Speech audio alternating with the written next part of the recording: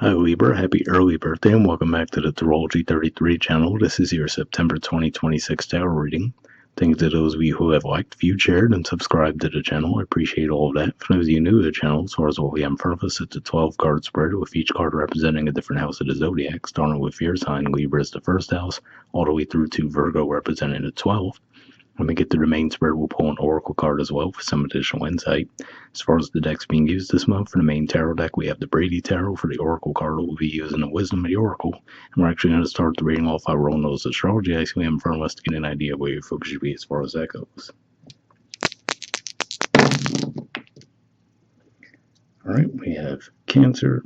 So for you guys, Cancer is actually your 10th house of career and social status. Astrologically speaking, it's a little quiet in that area of the zodiac right now, but could just be saying you have some focus there nonetheless. Alright, so we have 4 and 4th house energy for you guys is Capricorn. Similarly, astrologically speaking, it's a little quiet in that area of the zodiac as well, but in general, 4th house points to home roots and family. And we have the South Node. So the South Node is actually in Leo, which is your 11th house of friendships, groups, hopes, and wishes. And we'll keep all of that in mind as we go through the main spread. But in general, that could be pointing to, maybe some releasing around that area of life and maybe some situations coming back around from the distant past in a way, right? For some of you, 9 years, maybe as far back as 18. But we'll keep all that in mind as we go through the main spread. All right, so for your first house, which points to personality, self-awareness, and appearance, we have the Lovers.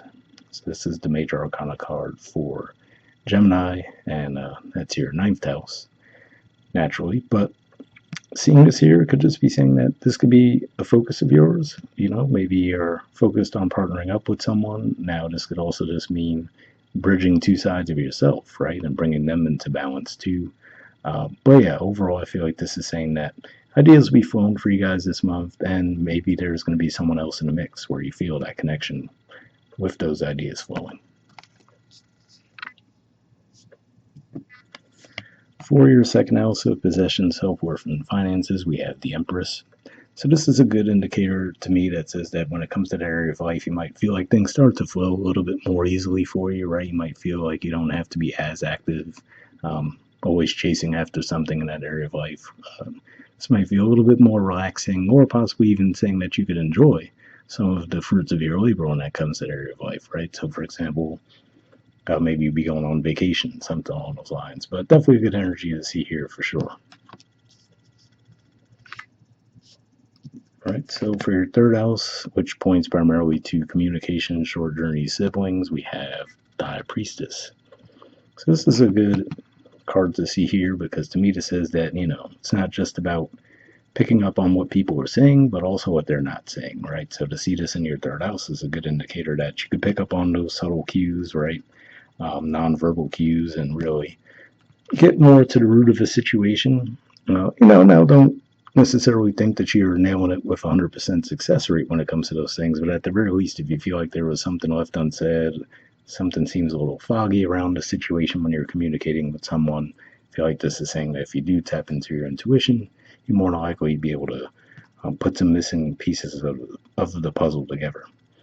And, it does make me think of the fact that you'll have, in a couple of days, we'll actually have Mercury moving into Virgo, which is your 12th house, and that could be pretty strong intuitively. And then eventually we'll move into your sign on the 10th of September, but having Mercury move through the 12th could be what's kicking up your intuition to an extent too.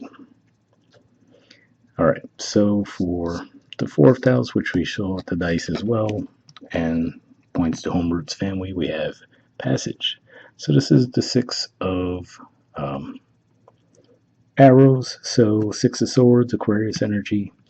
Seeing this popping up in your 4th house could just be saying that, yeah, if maybe there was a bit of a rough stretch when it comes to your home environment, right? So whether that be with family, right? Maybe there's some harsh communications between you, or even just in your home environment, right? If it felt like you had a lot of repairs that you needed to take care of, or just clear up some clutter, it could just be saying that you might finally feel like you're on the other side of that now, and things are going to be more settled, which is definitely a positive in that regard.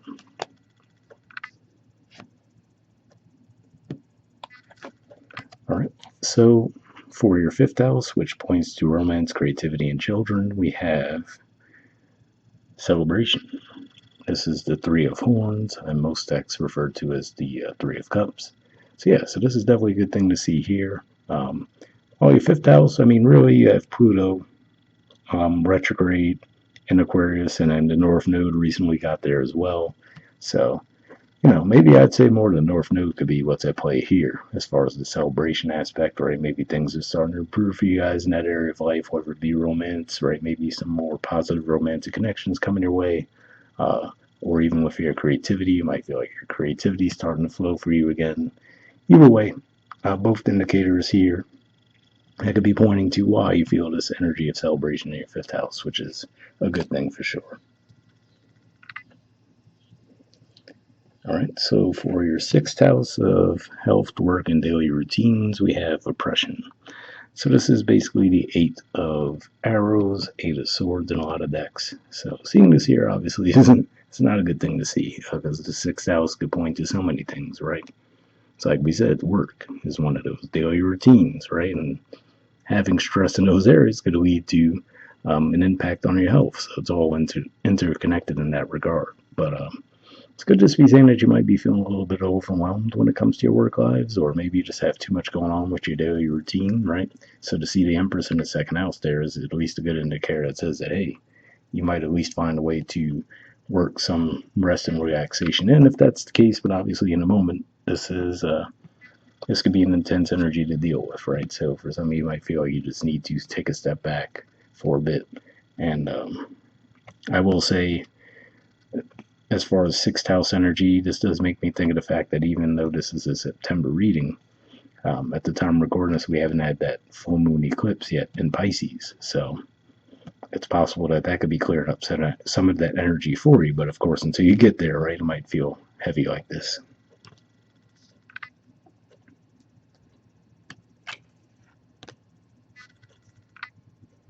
All right, so for your seventh house, which points to partnerships, contracts, and relationships, we have accomplishment.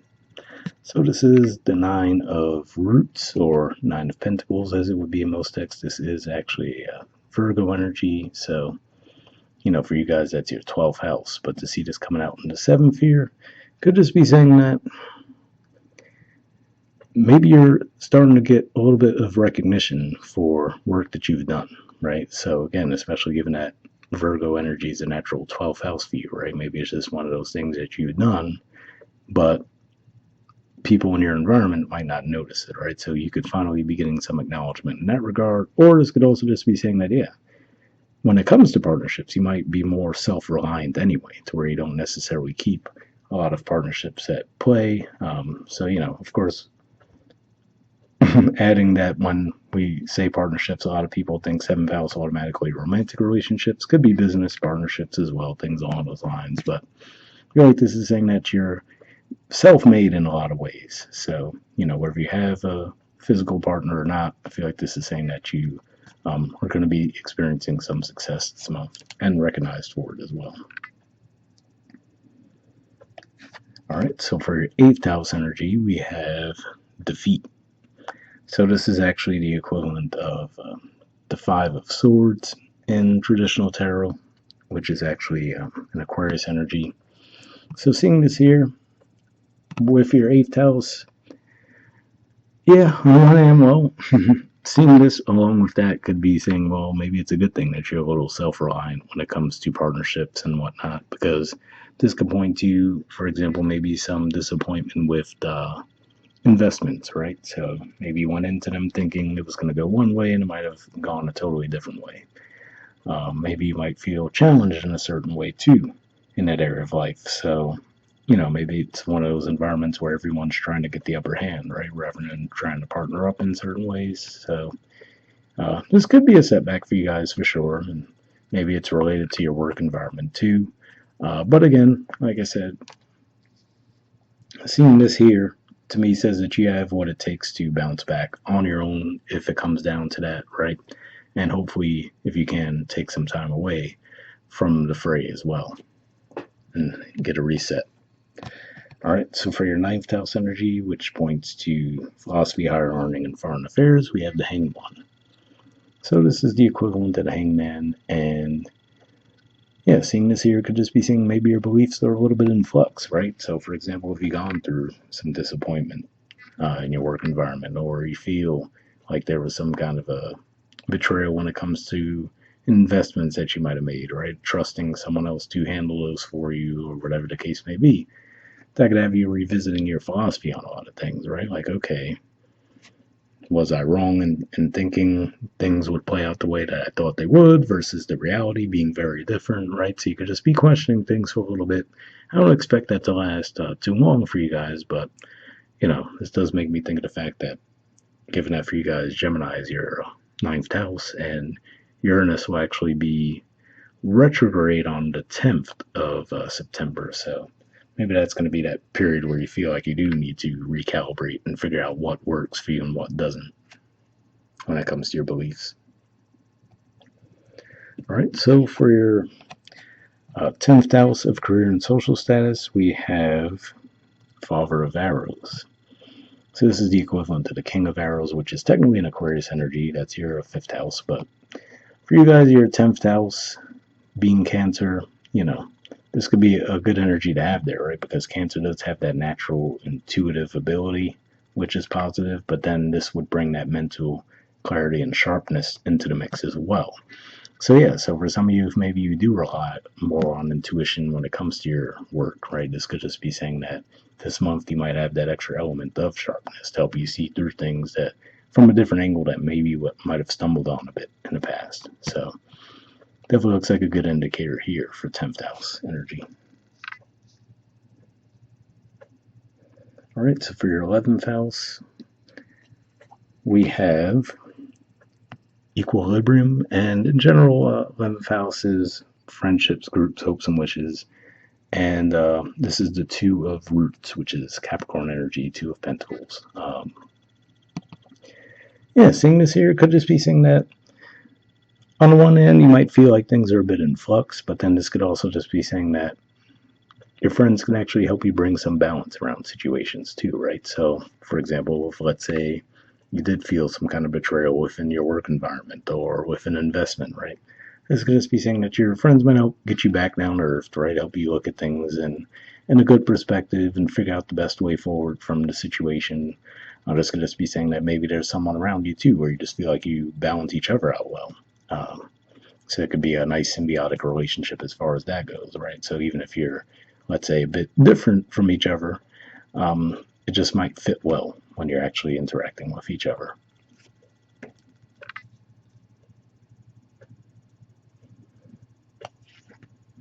All right, and for your 12th house, which points to spirituality, blind spots, and mental health, we have the Emperor. So this is actually a major arcana card for Aries, and to see this in your 12th house is interesting. It could just be saying on the one hand, as we do move into Virgo season, right, and there's all the energy coursing through there, it might actually make you feel a little bit more confident in yourselves and want to put yourselves out there a little bit more, right? So even if you're not quite ready yet, given that it is still 12th house, right, versus seeing the Emperor in the first house, it could be something that's bubbling to the surface for you guys where, especially if that's something that you've withdrawn from in the past, it could just be one of those things where you might start to feel that momentum building. And then that could be natural as far as, feeling it move to your 12th house. And then eventually, obviously, it'll all be moving into your sign next after that. So it could just be one of those things where it's something you're aspiring toward. All right. And bottom of the deck, we have inspiration. So really, this is the equivalent of, it's the Ace of Feathers in this deck, but Ace of Wands in most decks. So seeing this here is another indicator. It says to me that, when it comes to your creativity, it could be coming back online in a significant way. So even if there are some challenges that come your way, having your creativity to navigate all of that is going to be helpful. But we'll see what the Oracle card adds to the mix. So what I'm going to do is give this a few shuffles, then we'll cut the deck and pull a card.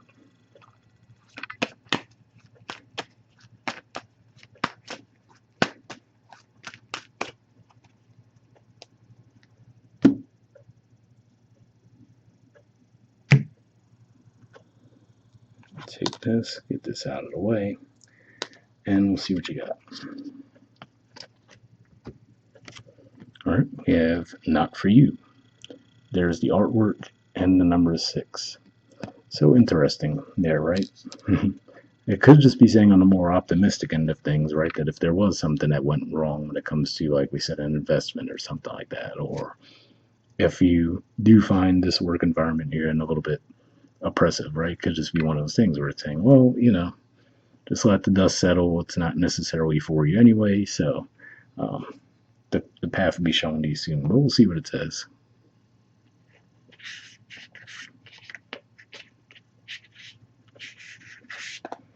All right, essential meanings says a clear knowing that something is being denied you. Rejection is God's protection.